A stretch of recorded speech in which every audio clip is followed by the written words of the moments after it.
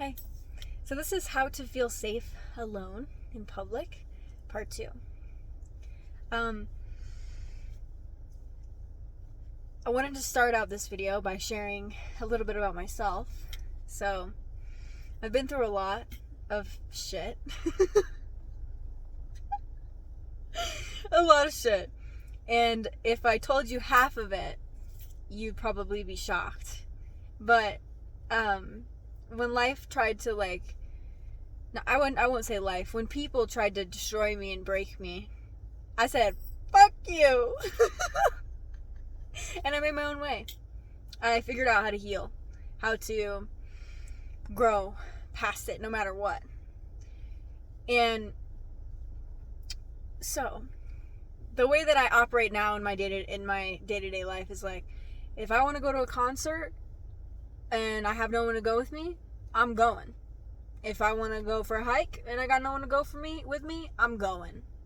And I actually love my own presence in the way that the contrast between me and my own presence alone and narcissists always fucking bothering me and being fucking rude and starting drama was absolute peace for me.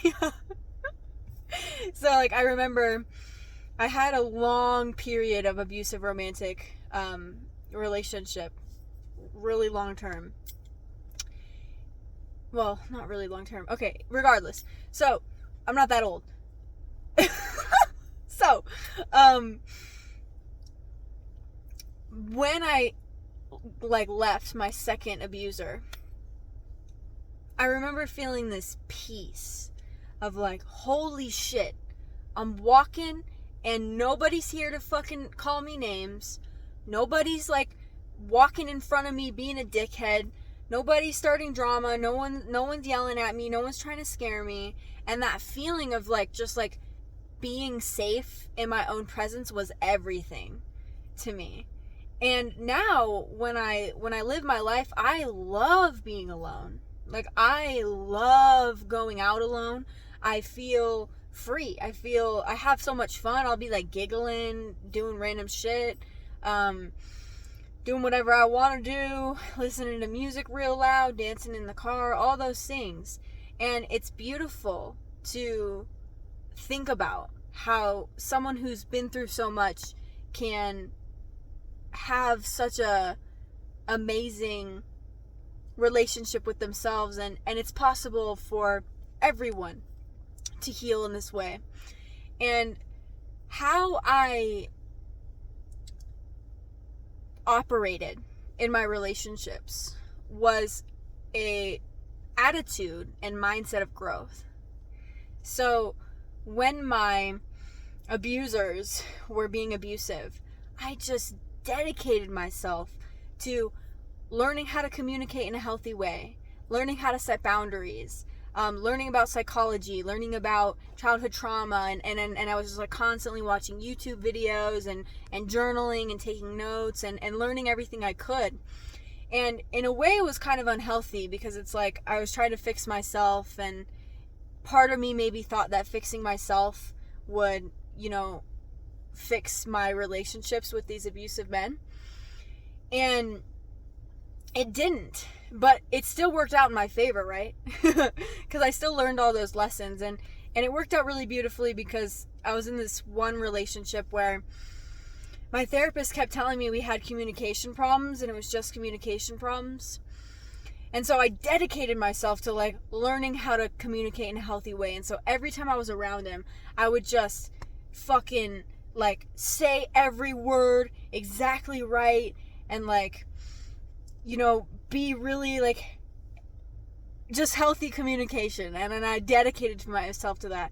And what it really did for me was it showed me with absolute certainty that I was not the problem, because no matter what I did, nothing changed, right?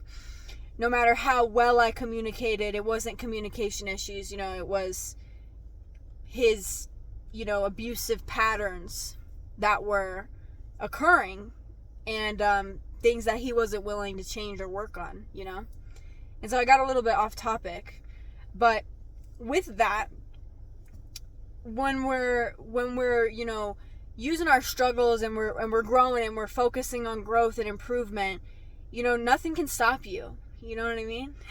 You're gonna get there. I set some goals when I was 15, and I reached those goals with flying colors. Like, I reached them and way, way more. And it was simple, it was easy, and it was all just that focus on my growth. And I guess I just want you to know that no matter what you've been through, first of all, I notice this pattern with some people. They'll communicate with me and they'll share their struggles from a place of they're all alone. You're not alone. If you've been through shit, I've probably been through it too, honestly. So yeah. But how to feel safe alone in public. Building a healthy relationship with you really hold on. I was just fucking rambling. So another side note, a really beautiful thing about this life and this reality and this earth is that we've all been through similar things. Every single one of us. And we reject each other, and we have sometimes we can have toxic patterns. I'm speaking in a collective way. Sometimes we reject each other and we separate ourselves from each other. But if we really just stopped and had some understanding and compassion for others, we would see just how similar we all are. How we all really truly want the same thing. Love, freedom. So, yeah. But one of the biggest things about feeling safe alone in public is the absence of self-doubt, the absence of self-gaslighting. When you're faced with a threatening person who may have bad intentions towards you, you have no room to be doubting what you heard, doubting what you saw, and doubting what you feel. You need that instant trust that I heard this correctly, I'm seeing correctly, and I'm feeling correctly, and I'm going to take action with the knowing that I am correct and that I can trust myself. Okay? And I want to talk about, narcissists for a little bit here too, because narcissists kind of can perceive safe people as unsafe sometimes or threatening. And it's different because they don't actually trust themselves. You know what I mean?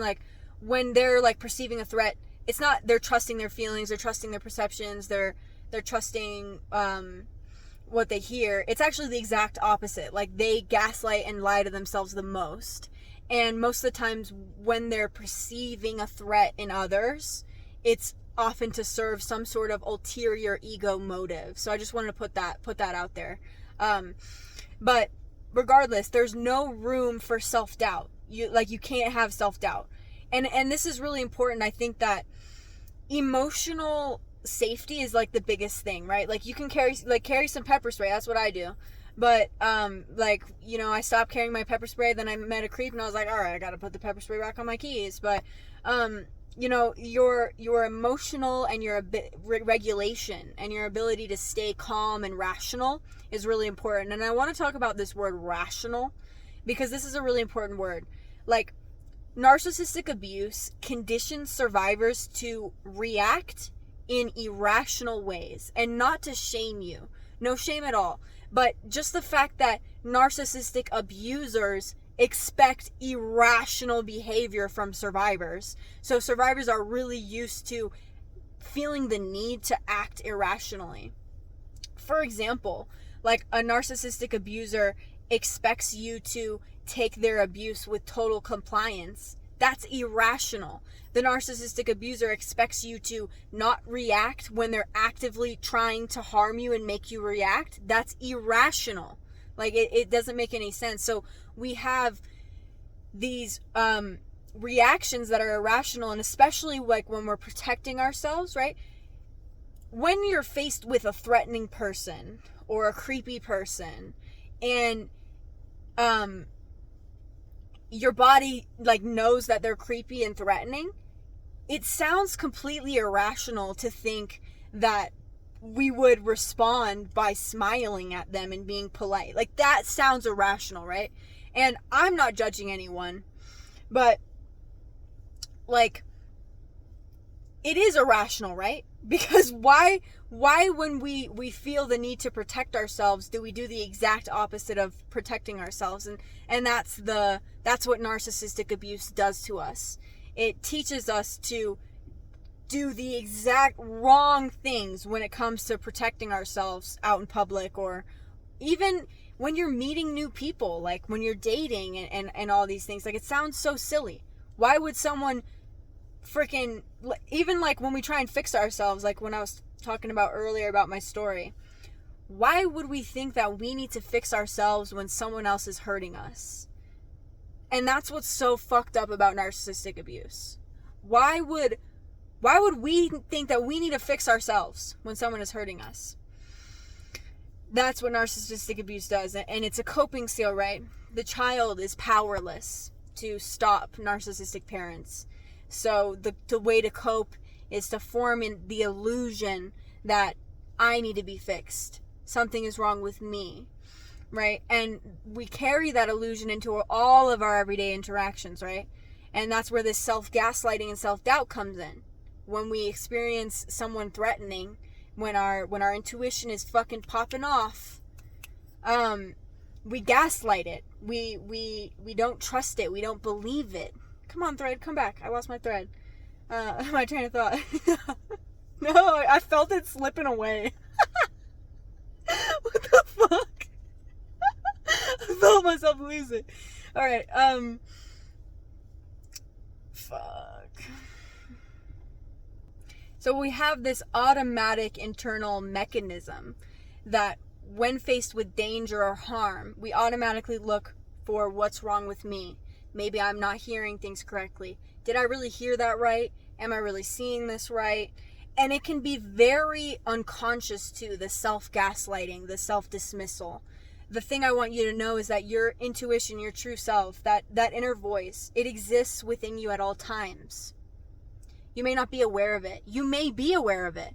It appears, when we don't trust ourselves, it appears as this voice, this inner voice in the back of our mind that is telling us the truth, and then we gaslight it. Almost automatically, we invalidate it. We may not even gaslight it. It's there, but we just don't pay attention to it. We just don't listen to it. The part of us that's telling the truth.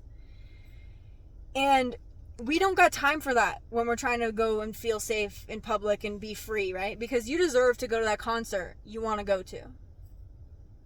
You deserve to go climb a mountain and none of your friends are mountain climbers.